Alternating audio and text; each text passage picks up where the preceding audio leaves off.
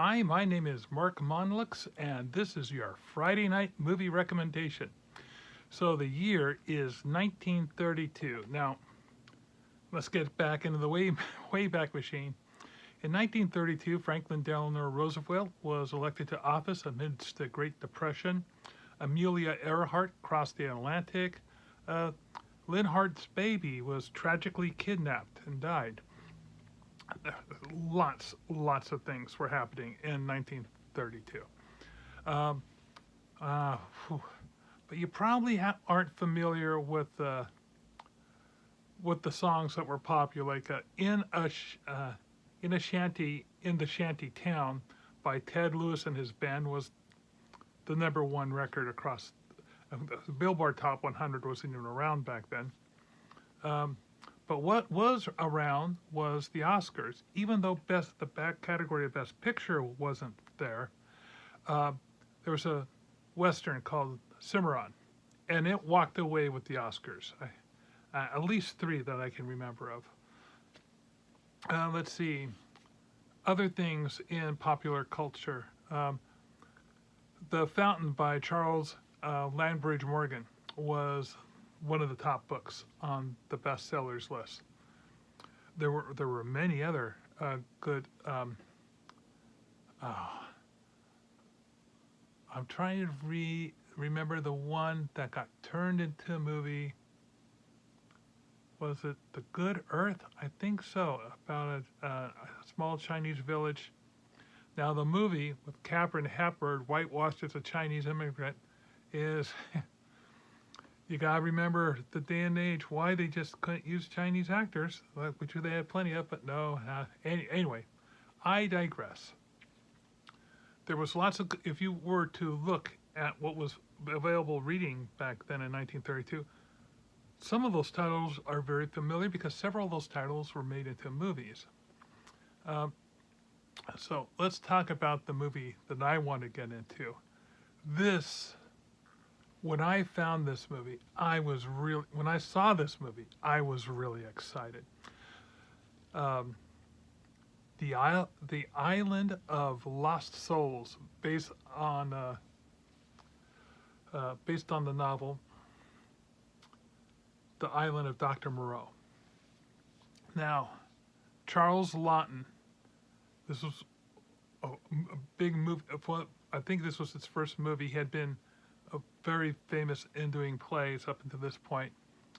And him, as Dr. Moreau, he's spellbinding as Dr. Moreau. Let's see, we had Bela Lugosi as Speaker of the Law, and we had Richard Arlen plays the shipwrecked Edward Parker, and Kathleen Burke. There's a character known as the Leopard Woman, though I'm doing a spoiler here for a movie made back in 1932. They did a casting call. They wanted to have a woman with a really strong amount of sex appeal. So they did a casting call, or did a contest. 60,000 people applied. It got nailed down to 4 finalists, and Kathleen Burke won. And she went on to do a bunch of other movies that took advantage of the notoriety that this film produced for her, really vamping it up. This movie was really scary. It terrified people. The premise is a doctor on an island doing genetic experiments to turn animals into people. It immediately got banned in over a dozen countries. And even then, like 30 years later, a few of the countries did show the film, but only after very key scenes were edited out. And they tried to re-release this film, in about 1935 or 36, but they couldn't get re-released because the Hays Code has gone into effect. And this thing was way, way too much for the Hays Code. I was really fortunate. I got to see a relatively unedited version of this film. Now, I mention that because this thing, in order for different states to show it off, different states edited out different parts of it. The original negatives were lost over time, but thankfully enough,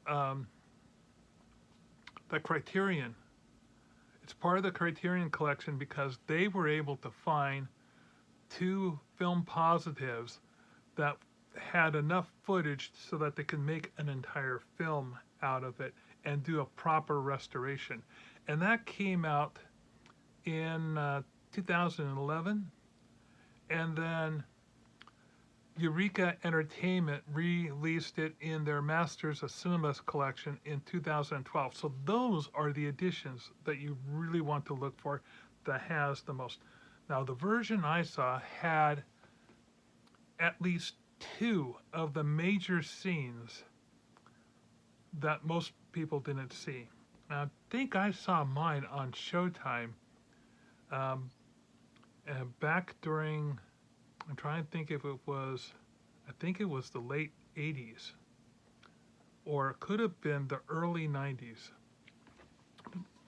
I'm pretty sure that it was the late 80s on Showtime, because I know I saw it on cable, and I know that I saw a nearly complete edition, because in the literature that I've been reading to do the story on, it was mentioning certain key scenes, and I remember those scenes very vividly because, oh my God, it's hard not to remember those scenes.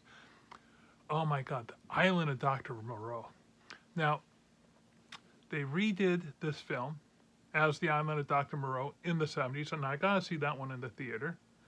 And not so long ago, well, gee, I guess it's, I suppose if you can go to college by the time the movie came out, it's, anyway, Marlon Brando also did a version of The Island of Dr. Moreau, and that one was pretty good too. I think each version has its own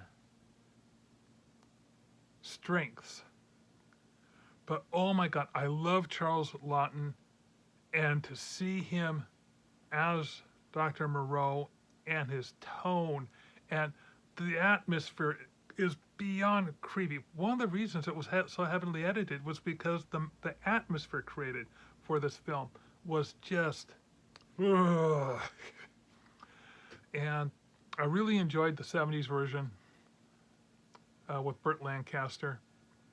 That, I think that has to be my second favorite. And then number 3 would have to be the one with Marlon Brando. But yes, definitely check it out. You gotta hunt down and find the right version, because it's in the public domain. The bad versions are out there. You'll just, whenever you're dealing with an old movie like this, there's going to be lots of terrible versions out there. So do yourself a favor, hunt down the 2 versions I mentioned, the Criterion Collection 2011 or the Eureka Entertainment Masters of Cinema from 2012. Now, if you like this movie recommendation and you want to see others, you can find me on YouTube and TikTok. Please give me a follow. I also do other videos, like I test taste food, and I also do unboxings and a bunch of other stuff. But I really love movies, and I love drawing and making art out of my movies. And you can see stuff at my online store. Again, the link down in the doobly-doo. Please like, follow, and share. I'd really appreciate that. And next week, I'll bring you something from 1942.